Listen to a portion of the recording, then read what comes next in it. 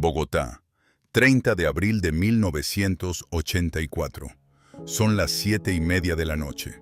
El ministro de Justicia de Colombia, Rodrigo Lara Bonilla, viaja en su carro oficial por la calle 127 de Bogotá. Tiene 36 años. Lleva apenas 8 meses en el cargo. Y en esos 8 meses ha hecho más daño al narcotráfico colombiano que cualquier funcionario en la historia del país. Va acompañado de su escolta. El tráfico es el de siempre en esa hora en Bogotá, una ciudad que en 1984 todavía no sabía completamente el tamaño del monstruo que tenía dentro. Una motocicleta se acerca al carro por el lado izquierdo. El parrillero saca un arma. Dispara múltiples veces a través de la ventana. El carro pierde el control. Choca. Rodrigo Lara Bonilla muere en el acto. Colombia queda paralizada. El gobierno declara estado de sitio. El presidente Belisario Betancur llora en cadena nacional.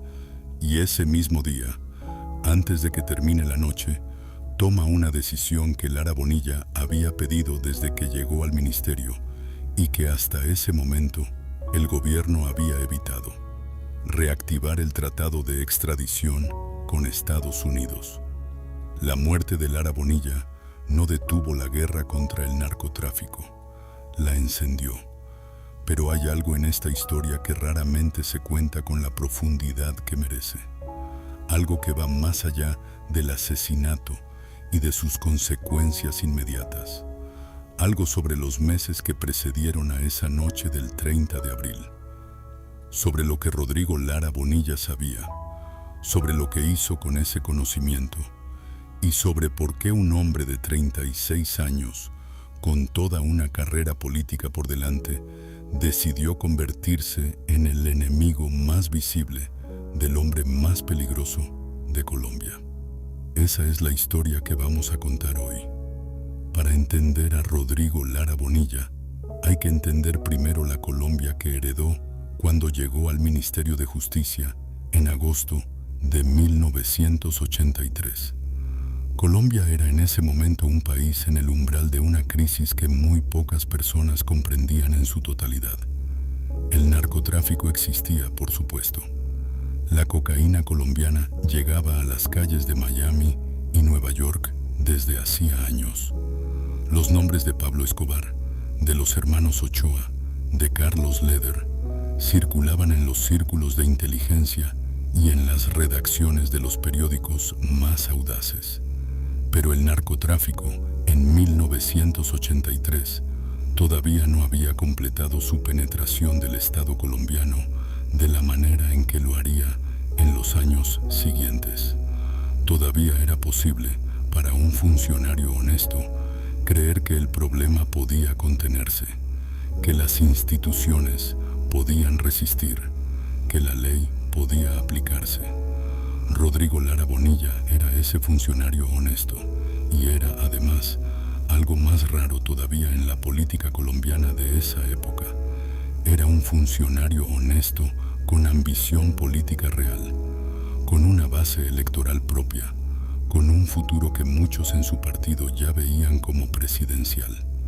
Había nacido en 1946 en Neiva, capital del departamento del Huila, en el suroccidente colombiano. Era hijo de una familia de clase media con tradición política. Estudió Derecho. Se vinculó al nuevo liberalismo, el movimiento que Luis Carlos Galán había fundado como alternativa renovadora dentro del Partido Liberal, una corriente que se definía explícitamente por su oposición a la corrupción y a la infiltración del narcotráfico en la política. Esa adscripción ideológica no era casual, era una elección consciente de campo. En la Colombia de principios de los 80, el nuevo liberalismo de Galán era la corriente política que más claramente había decidido que el dinero del narcotráfico era incompatible con la democracia, que aceptarlo no era solo corrupción individual, sino traición al proyecto político que decían representar. Lara Bonilla llegó al Ministerio de Justicia con esa convicción como brújula. con algo más, con información. Porque lo que hace especialmente importante la historia de Lara Bonilla no es solo su valentía, es lo que sabía. Y la pregunta que su historia plantea desde el principio es una que no tiene respuesta completamente satisfactoria todavía. ¿Cuánto sabía Rodrigo Lara Bonilla sobre la profundidad de la infiltración del narcotráfico en el Estado colombiano? ¿Y qué hizo y qué no hizo con ese conocimiento? La primera batalla pública de Lara Bonilla como ministro no fue contra Escobar directamente, fue contra su presencia en el Congreso colombiano. Pablo Escobar había sido elegido representante suplente al Congreso en 1982, avalado por el movimiento Renovación Liberal bajo el padrinazgo político de Alberto Santofimio. Y en 1983, cuando Lara Bonilla llegó al ministerio, Escobar todavía era congresista, todavía tenía fuero, todavía asistía a sesiones del Parlamento colombiano con su traje y su corbata, fotografiado junto a colegas que sabían o no querían saber quién era realmente. Lara Bonilla tomó una decisión que en ese momento requería una valentía que no hay que subestimar. Decidió denunciar públicamente y con nombre propio la conexión entre Escobar y el narcotráfico. Lo hizo en el Congreso, en una sesión que quedó registrada en los archivos de la Cámara de Representantes colombiana. Lara Bonilla presentó documentación que vinculaba a Escobar con dineros del traficante Evaristo Porras. No era una acusación vaga, era una denuncia específica, con respaldo documental, hecha desde la tribuna parlamentaria con toda la solemnidad institucional que eso implica. La reacción de Escobar fue inmediata y reveló su carácter completamente. No intentó refutar la denuncia con argumentos legales. Atacó. Desde el Congreso, con la protección que el cargo le daba, respondió acusando a Lara Bonilla de haber recibido dineros de narcotraficantes para su propia campaña electoral. Era mentira, pero era una mentira tácticamente diseñada para crear confusión, para equiparar al acusador con el acusado, para producir en la opinión pública la sensación de que todos eran iguales, de que las acusaciones iban en todas direcciones y no había manera de saber quién decía la verdad. Esa táctica no funcionó. Lara Bonilla respondió con una claridad y una firmeza que sus contemporáneos recuerdan como extraordinarias, dada la presión que estaba bajo. Y la presión de la opinión pública y de la clase política, que todavía no había sido completamente comprada por el cartel, hizo insostenible la posición de Escobar en el Congreso. En 1983, Pablo Escobar renunció a su escaño parlamentario. Fue expulsado en la práctica de la política legítima colombiana. Esa victoria de Lara Bonilla tuvo un precio que él probablemente ya sabía que tendría que pagar, porque Escobar no era un hombre que aceptara derrotas, era un hombre que cobraba venganzas, y la humillación pública de ser expulsado del Congreso por la acción directa del ministro de Justicia fue una de las pocas derrotas genuinas que Escobar sufrió en vida. En los meses que siguieron a esa derrota, las amenazas contra Lara Bonilla comenzaron a llegar, no de manera abstracta, de manera concreta, con detalles que demostraban que quien las enviaba tenía información sobre sus movimientos, su familia, su rutina. Lara Bonilla lo sabía, su entorno lo sabía, y aún así continuó. ¿Por qué? Esa es la pregunta que define su historia, y tiene varias respuestas posibles que no son mutuamente excluyentes. La primera, creía genuinamente que lo que hacía era necesario y que retroceder sería peor que avanzar, que si el Estado cedía ante las amenazas del narcotráfico, el narcotráfico aprendería que las amenazas funcionaban, y esa lección sería devastadora para Colombia a largo plazo. La segunda, tenía información que lo convencía de que la situación era más urgente de lo que el público comprendía, que el tiempo para actuar se agotaba, que cada semana que pasaba sin acción era una semana que el cartel usaba para consolidar posiciones que después serían más difíciles de atacar. La tercera razón, la más humana y la más difícil de evaluar desde fuera, el orgullo. El convencimiento de que él específicamente, con su cargo, con su información, con su posición, podía hacer algo que nadie más estaba dispuesto a hacer, y que rendirse habría significado admitir que ese convencimiento era ilusión. En los 8 meses que Rodrigo Lara Bonilla estuvo al frente del Ministerio de Justicia, realizó operaciones contra el narcotráfico que ningún funcionario colombiano había intentado antes con esa escala y esa determinación. La más importante, la que más daño real causó al cartel de Medellín, fue el operativo que destruyó Tranquilandia. Tranquilandia era un complejo de laboratorios de cocaína ubicado en los llanos orientales colombianos, en una zona remota a la que solo se podía acceder por vía aérea. No era un laboratorio clandestino pequeño, era una instalación industrial. Tenía pistas de aterrizaje propias, tenía generadores, tenía alojamiento para los trabajadores, tenía, según las estimaciones posteriores, capacidad para producir más de 3.000 kilos de cocaína al mes. En marzo de 1984, basándose en inteligencia que el ministerio había desarrollado durante meses, Lara Bonilla coordinó un operativo que destruyó Tranquilandia completamente. Confiscaron 14 toneladas de cocaína, destruyeron 13 laboratorios, incautaron aviones, equipos, químicos. Fue el golpe más importante que el Estado colombiano había dado al narcotráfico hasta ese momento. Y fue, también, la sentencia de muerte de Rodrigo Lara Bonilla. Porque Tranquilandia no era solo un laboratorio, era el corazón de las operaciones del cartel de Medellín. Su destrucción significó pérdidas económicas que se estimaron en cientos de millones de dólares. Y significó algo más importante para Escobar que el dinero. Significó que el Estado colombiano, por primera vez, había demostrado que podía llegar a donde él creía que era intocable. Eso no podía quedar sin respuesta. 31 días después del operativo de Tranquilandia, Rodrigo Lara Bonilla estaba muerto.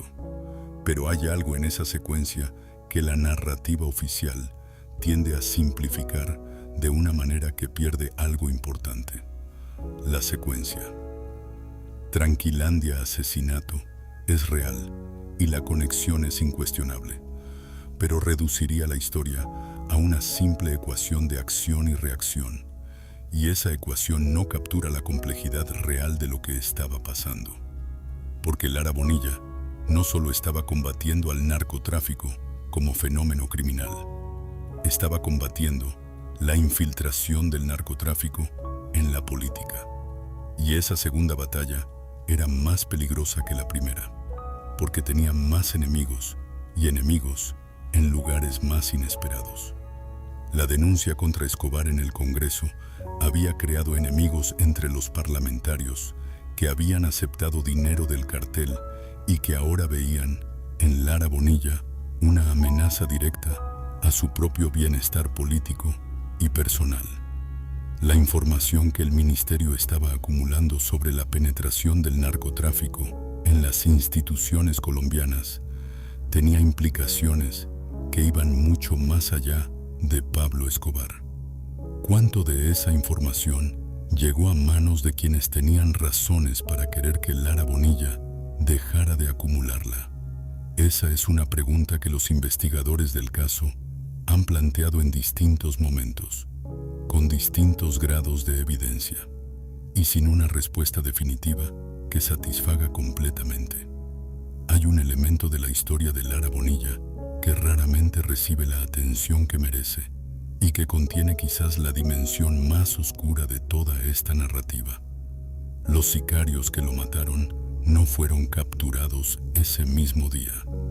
La motocicleta escapó en el caos del momento, y la investigación que siguió tuvo avances y retrocesos que los investigadores independientes describen como inusuales para un caso de esa magnitud y ese perfil público. El asesino material fue identificado eventualmente. Se llamaba Byron Velázquez, un sicario de Medellín que había sido contratado por el cartel. Fue capturado, procesado, condenado, pero la cadena de responsabilidad que llegaba desde Velázquez hasta quien había dado la orden fue interrumpida en un punto que la justicia colombiana nunca pudo superar completamente. La conexión directa entre Pablo Escobar y la orden de matar a Lara Bonilla fue durante años una convicción ampliamente compartida, pero difícilmente documentada de manera irrefutable ante los estándares que un tribunal requiere.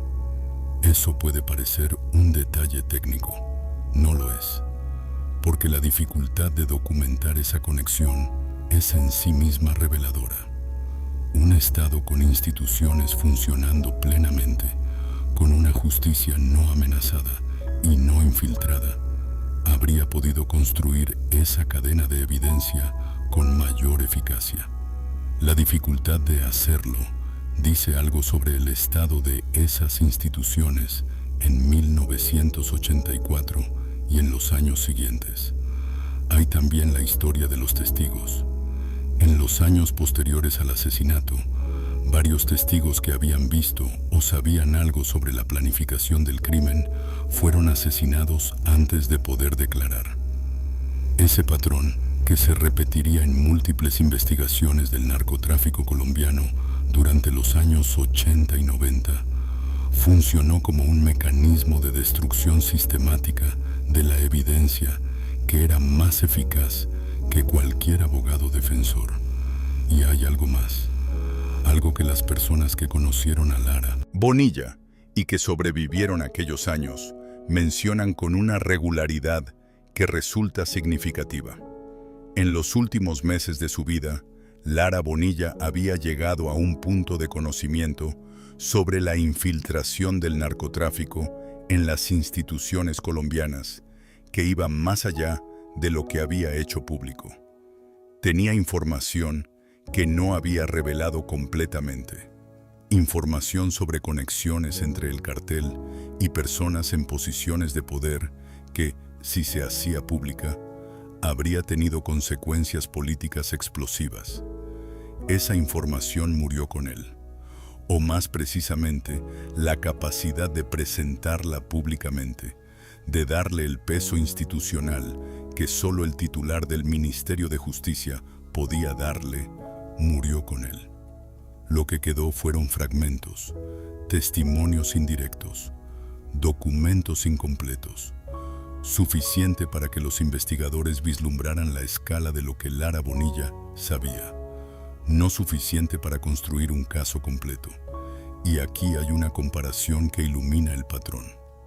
En Italia, en los años 90, el juez Giovanni Falcone y el juez Paolo Borsellino fueron asesinados por la mafia siciliana después de años de investigaciones que habían llegado más lejos que cualquier investigación anterior contra Cosa Nostra. Sus muertes, como la de Lara Bonilla, no detuvieron el proceso que habían iniciado, pero sí eliminaron a los dos individuos que más completamente comprendían la estructura que estaban combatiendo. Y esa pérdida de conocimiento acumulado, esa interrupción de la memoria institucional de la investigación, tuvo consecuencias que se sintieron durante años. La muerte de Lara Bonilla fue, en ese mismo sentido, una pérdida de conocimiento que Colombia todavía no ha podido recuperar completamente. ¿Qué sabemos sobre el asesinato de Rodrigo Lara Bonilla 40 años después? Sabemos que fue asesinado por orden del cartel de Medellín en respuesta directa a su campaña contra el narcotráfico y específicamente al operativo de Tranquilandia. Eso está documentado, procesado judicialmente, aceptado por el consenso histórico. Sabemos que su muerte tuvo consecuencias políticas inmediatas que él no pudo ver: la reactivación de la extradición, el inicio de una confrontación entre el Estado colombiano y el cartel que se extendería durante casi una década, y la consolidación de una narrativa sobre el narcotráfico como amenaza existencial para la democracia colombiana. Sabemos que fue el primer ministro asesinado en la historia moderna de Colombia, y que ese hecho marcó un punto de inflexión después del cual la violencia del narcotráfico contra el Estado escalaría de maneras que en 1984 resultaban difíciles de imaginar completamente. Lo que no sabemos, lo que permanece en el territorio de la sospecha documentada, pero no probada judicialmente, es la dimensión completa de los actores que se beneficiaron de su muerte. Actores que no estaban en Medellín ni tenían sicarios en motocicleta.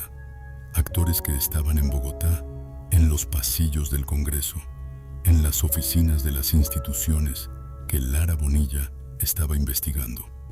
Esos actores nunca fueron nombrados públicamente con la autoridad que él habría podido darles. Y eso, independientemente de lo que sabemos sobre el crimen específico, es una pérdida que la historia colombiana todavía carga. Hay también una pregunta que la historia de Lara Bonilla plantea sobre el presente, sobre la Colombia de hoy, sobre si las cosas que él combatió fueron derrotadas o simplemente transformadas. La respuesta honesta es que fueron transformadas. El cartel de Medellín fue destruido.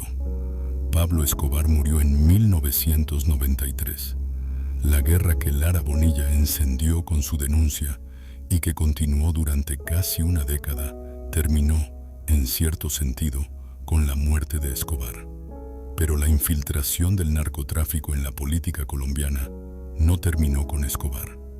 Continuó con el cartel de Cali, continuó con los paramilitares, continuó con las organizaciones que heredaron las rutas y los métodos de los carteles clásicos. El escándalo de la parapolítica en los años 2000, que reveló que más de 100 parlamentarios colombianos tenían vínculos con organizaciones paramilitares vinculadas al narcotráfico, fue la demostración más clara de que el problema que Lara Bonilla había identificado en 1983 era más profundo y más sistémico de lo que cualquier individuo, por valiente que fuera, podía resolver solo. Eso no disminuye lo que hizo. Al contrario, lo hace más significativo, porque lo que hizo fue demostrar que era posible nombrar el problema en voz alta, que la cobardía institucional no era inevitable, que había una alternativa al silencio cómplice. Quiero terminar con algo que me parece esencial para entender completamente quién fue Rodrigo Lara Bonilla. Tenía 36 años cuando murió. 36. Era más joven que muchos de los políticos que hoy ocupan cargos en cualquier país latinoamericano.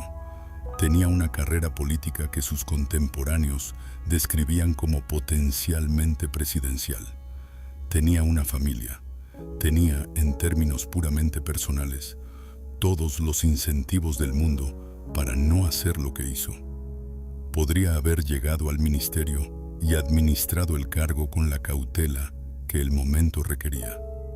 Podría haber hecho gestión, cumplido protocolos, evitado confrontaciones que pusieran en riesgo su futuro político y su vida. No lo hizo. Y la pregunta que esa elección plantea no es sobre él, sino sobre nosotros, sobre los sistemas que producen personas como Rodrigo Lara Bonilla y sobre los sistemas que luego los matan, sobre lo que le pedimos a quienes ocupan cargos públicos y sobre lo que les damos a cambio, sobre la desproporción brutal entre el costo personal de la integridad y las recompensas que el sistema ofrece para quienes la practican. Lara Bonilla pagó el precio más alto, y Colombia, en cierta medida, lo dejó pagar ese precio solo, sin la protección institucional que merecía, sin el apoyo político que habría necesitado para hacer su trabajo de manera más segura, sin los mecanismos que una democracia funcional debería tener para proteger a los funcionarios que se atreven a señalar al poder. Eso no es solo la historia de un hombre, es la historia de las instituciones que lo rodeaban, de sus limitaciones, de sus complicidades, de los vacíos que el narcotráfico supo explotar con una eficacia que resultó devastadora. Y es una historia que termina con una paradoja que Colombia todavía no ha resuelto completamente. La muerte de Lara Bonilla fortaleció la respuesta del Estado contra el narcotráfico en el corto plazo, pero en el largo plazo eliminó a uno de los pocos funcionarios que entendían en profundidad la naturaleza política del problema, no solo su dimensión criminal. Colombia combatió al narcotráfico durante las décadas siguientes como un problema de seguridad. Lara Bonilla lo había comprendido como un problema político. La diferencia entre esas dos comprensiones todavía importa. Si esta historia te dejó pensando, si sentiste que había algo aquí que va más allá de un asesinato y que dice algo sobre el mundo que habitamos, compártela. Estos nombres merecen ser conocidos fuera de los libros de historia y de los documentales de crímenes. Merecen estar en la conversación cotidiana sobre qué tipo de países queremos tener y qué estamos dispuestos a exigir de quienes los gobiernan. Suscríbete a Misterio Político. Cada semana exploramos una historia diferente. Cada semana algo que el poder preferiría que olvidaras. Seguimos.